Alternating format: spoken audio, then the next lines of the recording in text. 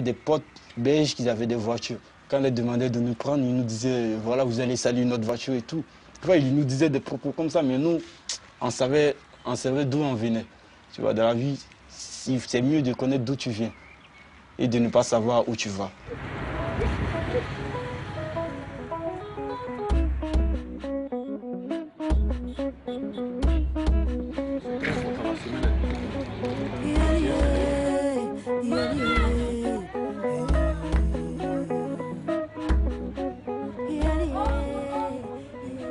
Je viens ici par la voix de mon président, Cissé, pour qu'on puisse discuter un peu. Parce que votre fils qui évolue au sein de Cissé Institut a eu une ouverture. Il y a des clubs qui l'ont contacté. Il y a Monaco, AC Milan, OGC Nice. Donc le président m'envoie pour qu'on puisse discuter entre Monaco et puis chez Milan AC. Merci pour la nouvelle. Je pense qu'elle m'enchante et à travers moi, la famille. Je voudrais voir un peu le contenu des propositions qui lui ont été faites. Quel est le contrat réel en tant qu'amateur, en tant que professionnel, et quel est le contenu du contrat? Au jour d'aujourd'hui, je ne peux pas vous dire que nous allons vendre à Inter, nous allons vendre votre fils à AC Milan à des centaines de millions ou bien non, non, non. Nous, d'abord, l'enfant qui est à Cissé Institut, il va au centre de formation de Monaco ou bien au centre de formation des choses Milan AC. Et l'enfant continue là-bas. Mais l'enfant aussi, là-bas, il est rémunéré. Ça, c'est pour lui et sa famille. Le centre Cissé n'a rien. Le jour sera transféré dans un autre club. C'est là, peut-être, nous, on va toucher, comme on appelle, nos pourcentages. Voilà.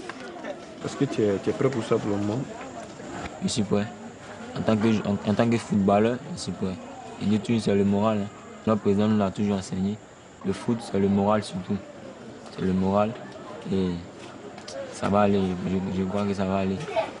Non, je me dis que c'est un peu tôt pour moi.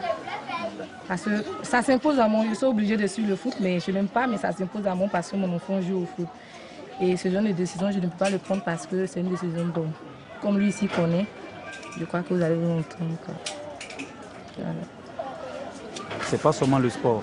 Quand on parle des centres de formation, on parle de football aussi, on parle des sports études.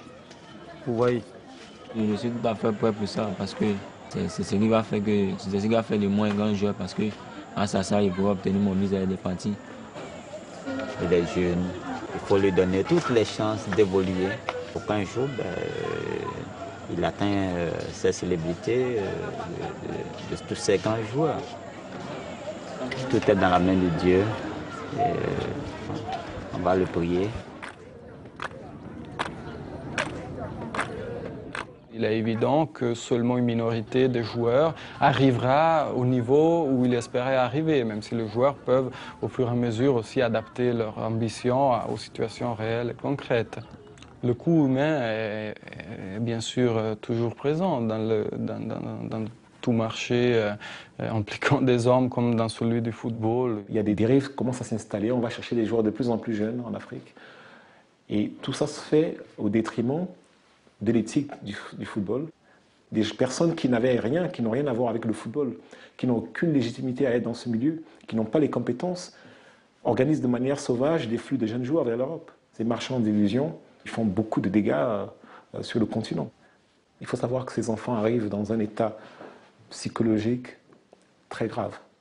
On parle d'adolescents, on parle d'enfants, de mineurs de moins de 18 ans.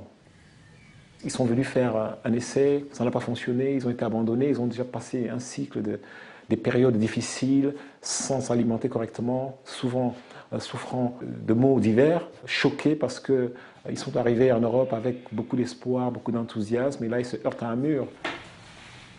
Donc il faut déjà le rassurer. Ensuite, il y a la question des documents administratifs. Est-ce qu'il a un passeport? Est-ce qu'il a une carte d'identité? Est-ce qu'on peut l'identifier? Au cas où il l'a, il faut voir si l'aide sociale à l'enfance peut le récupérer. Et là, on pousse un soupir de soulagement. Parce que lorsqu'il est sous l'aile de l'État, ça c'est déjà une garantie, au moins déjà de sécurité. Ibrahim est de ceux qui ont rencontré un marchand de rêve. Venu pour passer des essais en France, il s'est retrouvé à la rue, alors qu'il était mineur. L'aide sociale à l'enfance l'a pris en charge depuis 1 an. Il a aujourd'hui 18 ans. Je t'aime bien. Bon, j'ai un agent qui m'approche, me dit que bon, il peut m'aider pour trouver un bon club. Bon, normalement, nous sommes de 1200 €, chose que j'ai faite. J'ai mis 200 €. Et 3 jours après, on a pris le vol pour la Libye. La Libye, là, on a fait le essai là-bas. Vraiment, c'était bien. C'était conclu, on devait signer, moi je devais signer. Mais bon, apparemment, la somme proposée par le club pour me prendre, c'était pas beaucoup, c'était trop peu.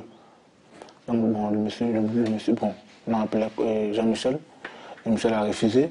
Bon, après, bon, 3 jours après, précisément le 10 janvier 2009, on a pris le vol à l'aéroport de Casa pour Paris, à l'aéroport d'Orly.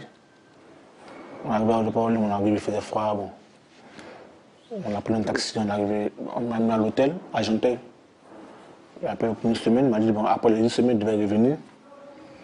On arrive, bon, 3 jours après, il ne le voit pas. 4 jours, 5 jours, la semaine se termine, je ne le vois pas. C'est là maintenant qu'on a perdu un peu l'espoir. Mais il est où? Moi, je connais personne ici. Voilà.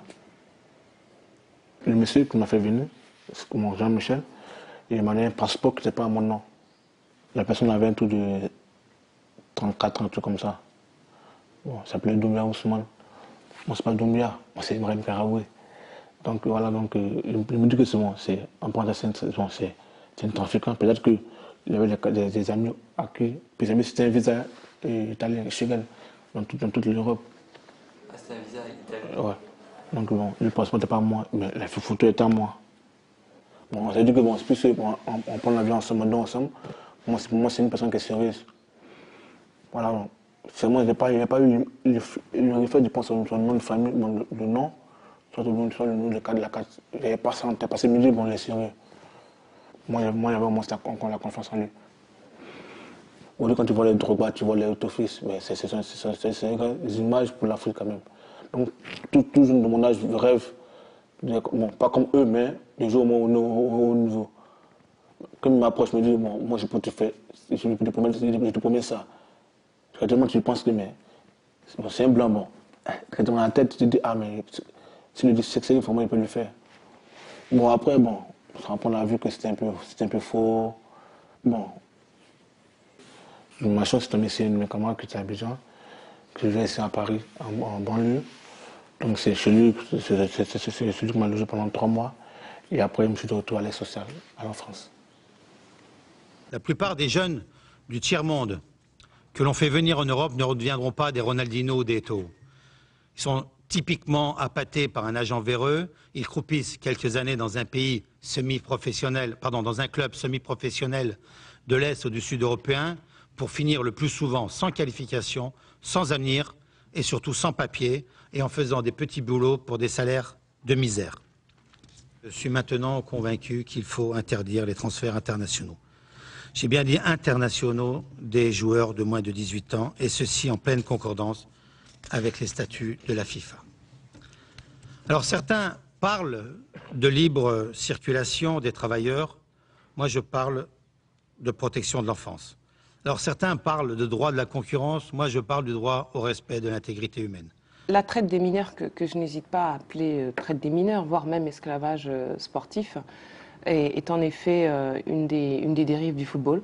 Face au rêve, face à la puissance du rêve, face à la puissance de l'espérance, l'homme ne peut pas grand-chose, sauf si les acteurs étatiques, associatifs du football décident de limiter les dégâts et décident d'ériger des obstacles à tous ces intermédiaires peu scrupuleux.